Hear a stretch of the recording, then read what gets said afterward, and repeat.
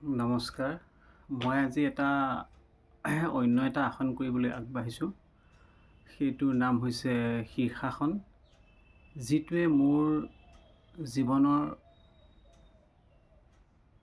এটা পৰিৱৰ্তন আনিছিলে। তেতিয়া 2018 চনৰ 15 চনৰ আগৰ সময়।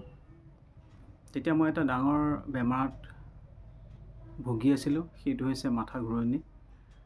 মাথাটো অনাবৰতে ঘূৰাই থাকিছিলে। মই তাৰ কাৰণে বহুতো ডক্তৰক দেখাইছিলোঁ, যেনে গুৱাহাটীৰ মই JNRC প্ৰসেনজিৎ ডেকা, তাৰপিছতে এপ'ল' যিখন বৰ্তমান ইণ্টাৰনেশ্যনেল আছিল সেইখনৰ ডক্তৰ RR দাস, ৰাধিকা ৰঞ্জন দাস, তেওঁকো দেখাইছিলোঁ। তাতে মই মাথাৰ সকলো পৰীক্ষা কৰিছিলোঁ, যেনে আপোনাৰ MRI, EG এনেকুৱা ধৰণৰ পৰীক্ষাখিনি কৰাইছিলে। তেতিয়া মোৰ মাথা ঘূৰণিৰ কাৰণে মেডিচিন দিছিলে। সেই মেডিচিন খায়ো মোৰ কিন্তু ভাল হোৱা নাছিলে। মই প্ৰায় 7 বছৰমান মই ভুগিছোঁ এই বেমাৰটোত।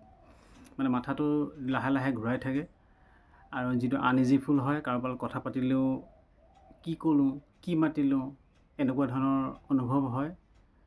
আনইজিফুল, যিটো এটা সুস্থ মানুহৰ কাৰণে সম্ভৱ নহয়। তাৰপিছত মই এইটোক লৈ যদিও ডক্তৰক দেখাইছিলোঁ, তেওঁলোকে কিন্তু মোক কোনো ধৰণৰ বেমাৰ ধৰা পৰা নাছিলে। খালি কয় যে এইটো নাৰ্ভৰ প্ৰব্লেম, গতিকে আপুনি ঔষধ খাই থাকিব লাগিব, ভাল হ'ব লাহে লাহে। কিন্তু 7 বছৰমান হোৱাৰ পিছত এদিনাখন হঠাৎ এজন মোৰ সম্বন্ধীয় দাদা, তেওঁ মায়ং কলেজৰ অসমীয়া প্ৰফেচৰ, তেখেতক লগ পালোঁ। তেওঁ দন্দুৱাত ঘৰ আছিল, সমীৰ কুমাৰ নাথ।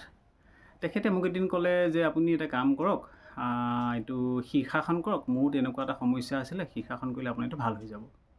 আৰু সেইদিনাখনৰ তাৰ পিছৰ পৰা মই লাহে লাহে আৰম্ভ কৰিলোঁ শীৰ্ষাসন কৰিবৰ কাৰণে।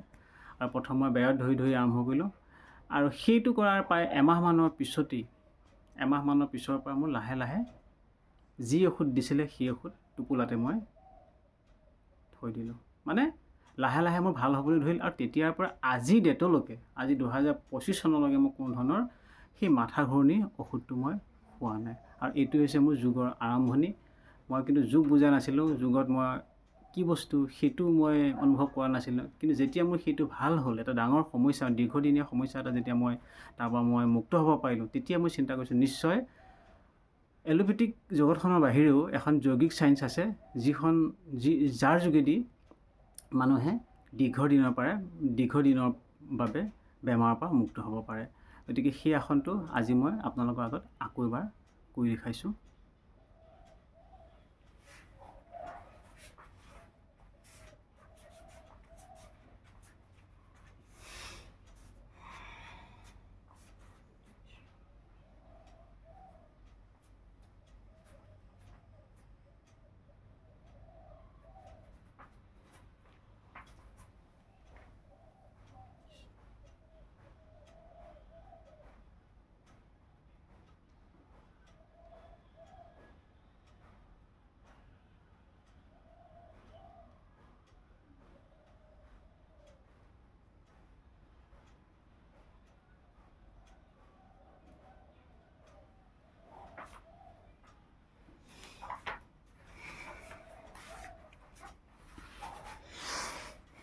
নমস্কাৰ।